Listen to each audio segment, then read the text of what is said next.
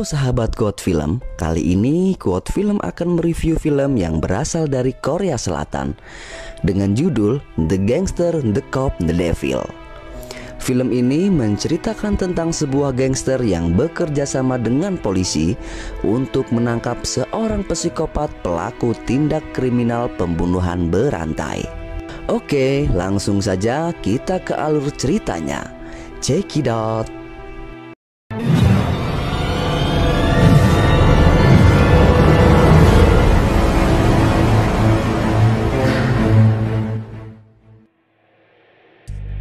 Di awal film terlihat seorang pemuda mengendarai mobil menyusuri jalanan kota saat malam hari. Kita sebut saja pemuda ini K. Saat kemudian tiba-tiba K menabrak mobil yang ada di depannya. Terlihat seorang bapak-bapak keluar dari mobil sambil menyuruh K untuk keluar. Saat bapak-bapak itu mengecek dan memfoto mobilnya untuk klaim asuransi, tiba-tiba K menyerangnya menggunakan senjata tajam hingga bapak-bapak itu terdorong ke dalam mobilnya. Dan K menusuk bapak-bapak itu dengan sebuah senjata tajam hingga tak sadarkan diri. Dan setelah memastikan korban tewas, ia meninggalkannya begitu saja. Terlihat karakter K di sini adalah seorang psikopat yang membunuh hanya demi kesenangan dan kepuasan dirinya. Lanjut di pagi hari, terlihat sudah banyak sekali polisi sedang melakukan olah TKP. Polisi ini bernama Jung. Dialah yang nantinya akan bekerja sama dengan mafia dalam usahanya menangkap K si psikopat.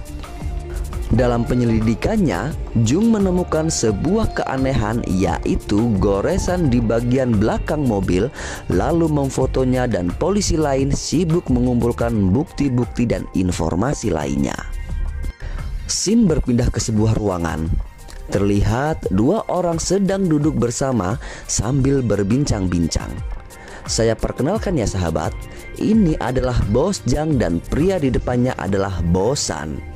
Dua orang bos mafia yang sedang membahas pembagian wilayah kekuasaan ini, mereka adalah rival bisnis antar sesama mafia dan sering terjadi perselisihan di antara mereka.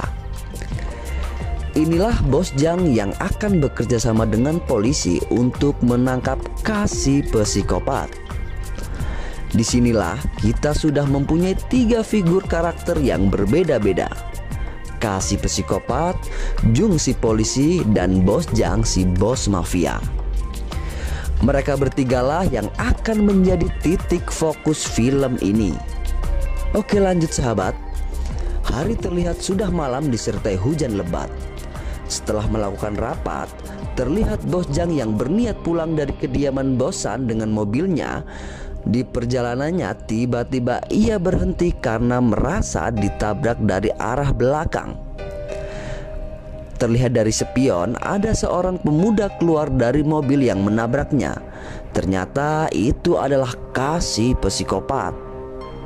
Tanpa curiga dia keluar sambil mendekati K. Sebentar ia memeriksa keadaan mobil. Tanpa rasa marah, Bos Jang malah menyuruh K berhati-hati saat berkendara sambil menyuruhnya pergi. Saat Bos Jang masuk ke dalam mobilnya berniat untuk melanjutkan perjalanan pulang, tiba-tiba K menyerangnya dari arah belakang dengan pisau untuk membunuhnya. Terjadilah perkelahian di bawah guyuran hujan pada malam itu.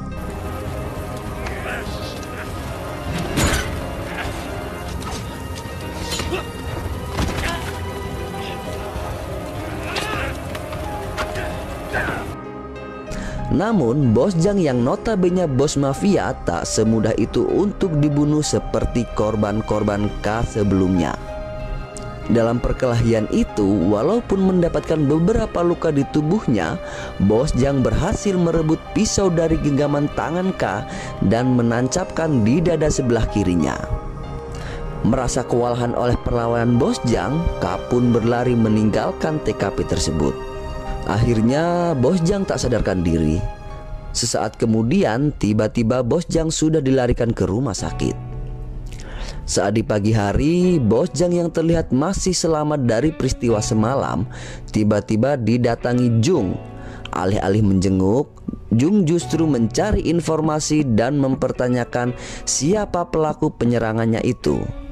Karena Jung merasa pelaku ada kaitannya dengan kasus yang selama ini ia selidiki. Namun namanya mafia tak perlu bantuan dari seorang polisi. Dia bisa mencari pelaku itu sendiri. Jung merasa tidak puas karena tidak mendapatkan informasi apapun. Diam-diam Jung memeriksa mobil Bos Jang dan kembali menemukan goresan di bagian belakang mobil. Goresan yang sama di awal-awal film tadi. Jung merasa semakin yakin pelaku adalah orang yang sama. Masih di rumah sakit, Bos Jang kembali dijenguk seseorang. Kini yang datang adalah rivalnya, Sanggau Sasando atau Bosan. Bosan datang untuk meyakinkan bahwa bukan dia pelakunya, sambil berkata, "Kalau aku yang melakukannya, kau tak akan mungkin selamat." Singkat cerita, Bos Jang yang sempat melihat wajah K berusaha membuat sketsa dari ingatannya. Bermodal dari sketsa wajah yang digambar, ia menyuruh anak buahnya mencari keberadaan K. Di waktu yang bersamaan, psikopat itu kembali melakukan aksinya. Terlihat K keluar dari mobilnya. Kali ini korbannya adalah sopir dan kernet truk. Saat mencoba membawa kabur truk karena mendapatkan perlawanan, akhirnya pisau yang masih berlumuran darah korbannya terlempar jatuh dan tergeletak di pinggir jalan. Sehingga anak buah Bos Jang berhasil menemukan pisau itu beserta mobil yang ia tinggalkan saat membawa kabur truk. Beberapa hari pun berlalu. Jung dan anggota polisi terlihat tengah merazia sebuah tempat judi ilegal yang ternyata milik Bos Jang. Ternyata itu dilakukan karena hanya ingin mencari perhatian agar bisa bertemu dengan Bos Jang demi mendapatkan informasi untuk kemajuan kasus yang sedang ia tangani. Benar saja, dari situ Jung mendapatkan sketsa wajah psikopat itu. Tak cukup sampai di situ, Bos Jang akhirnya mengajak Jung untuk bertemu. Nah, disinilah awal mula terbentuknya kerjasama dan kesepakatan antara mafia dan polisi untuk menangkap seorang psikopat pembunuh berantai. Dari pertemuan itu, kembali Jung mendapatkan bahan informasi yang sangat penting. Bos Jang memberinya petunjuk. Sebuah mobil milik K ditemukan oleh anak buah Bos Jang dan menyuruh Jung untuk memeriksa dan diteliti. Jung diantar ke sebuah gudang pembuatan mesin judi ilegal milik Bos Jang, yang di dalamnya terlihat mobil putih milik K sudah terparkir di sana. Tak hanya memberikan mobil milik K, Bos Jang juga membiarkan gudang tersebut untuk penyelidikan terhadap kasusnya. Karena sebenarnya Jung tidak diberi akses ke kasus ini oleh atasannya. Dengan kata lain, Jung menyelidiki kasus ini secara ilegal. Singkat cerita, terlihat saat malam hari, Bosan masih tertidur di kamarnya. Tiba-tiba dia diserang oleh seorang menggunakan pisau, hingga di pagi harinya Bosang ditemukan sudah tak bernyawa dengan pisau yang masih menancap di tubuhnya yang sama persis milik K. Ternyata Bos Janglah yang membunuh rivalnya itu. Demi ini dia menyimpan pisau tersebut supaya terlihat K pelakunya dan juga bertujuan memancing K keluar dari persembunyiannya. Benar saja, psikopat itu melihat berita dan merasa dijebak oleh bos mafia. K merencanakan untuk mengadu domba antar dua gangster yang bermusuhan itu. Terlihat dia sudah di rumah duka Bosan. K memberikan sebuah kertas ke asisten Bosan lalu pergi begitu saja. Setelah membaca isi tulisan itu, asisten Bosan tiba-tiba melihat ke arah Bos Jang dengan wajah penuh amarah dan dendam. Entah apa yang dituliskan di kertas itu, namun berhasil membuat asisten Bosan semakin mencurigai Bos Jang sebagai pembunuh bosnya. Saat di tengah-tengah suasana rumah duka, tiba-tiba Bos Jang ditelepon Jung untuk segera menemuinya di gudang miliknya. Singkat cerita, dia sudah berada di dalam gudang. Saat mereka berdua memeriksa mobil itu, tiba-tiba mereka diserang oleh segerombolan orang. Terlihat asisten bosan yang berada di sana. Ternyata mereka ingin balas dendam atas kematian bosnya kepada Bos Jang.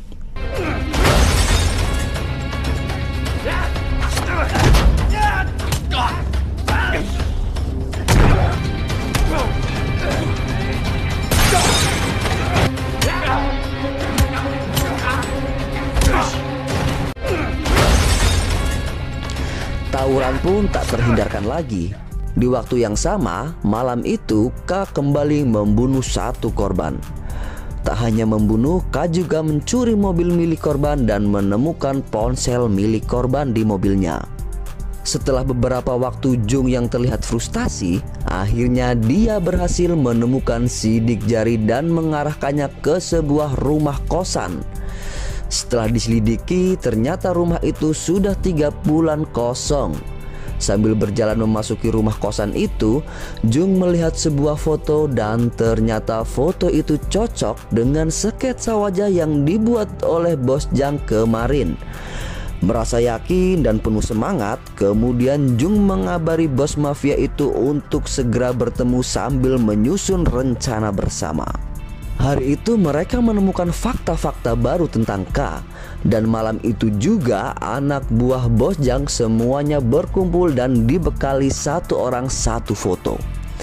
Terlihat begitu banyaknya anak buah Bos Jang yang diperintahkan agar menyisir seluruh kota demi menemukan keberadaan K.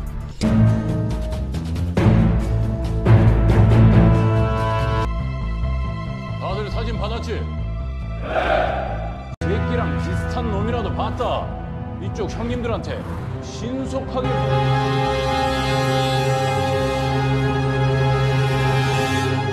대경동을 중심으로 해서. Hari-hari pun berlalu tanpa ada hasil dan informasi tentang K. Suatu hari di tengah guyuran hujan, Bos Jang terlihat sedang mengobrol dengan seorang gadis sekolah yang tengah kehujanan menunggu bus untuk pulang sekolah. Karena merasa kasihan, dia memberikan payungnya. Sesaat kemudian, sebuah bus datang bersama dengan Jung yang telah datang menjemput Bos Jang. Gadis itu pun berpamitan lalu berterima kasih sambil menaiki bus tanpa mereka sadari ternyata K berada di dalam bus sambil melihat ke arah mereka berdua. Malam saat mereka berkumpul dalam suasana akrab, polisi dan mafia tiba-tiba mereka dikejutkan oleh sebuah berita di televisi tentang pembunuh anak sekolah yang ternyata adalah anak yang diberi payung oleh Bos Jang yang tadi siang. Tentunya pelaku adalah si psikopat. Tanpa pikir panjang, mereka kemudian bergerak menyisiri kembali seisi kota. Setelah beberapa lama mencari, ada sebuah pesan dari anak buah bos mafia bahwa menemukan tempat persembunyian K. Mereka mengawasi tempat itu berharap K muncul. Benar saja, terlihat psikopat itu datang dengan mobilnya pelan-pelan menuju kosnya. Namun saat tepat di depan kosnya, K merasa diawasi dan kembali menginjak gas dalam-dalam bermaksud untuk kabur.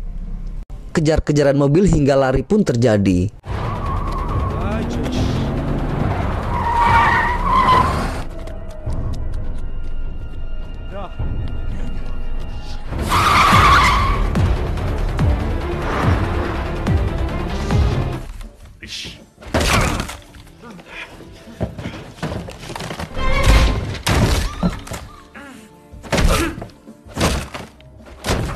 Di saat ingin menghabisi K, tiba-tiba Jung datang dengan mobilnya dan menabrak bos mafia itu hingga tak sadarkan diri.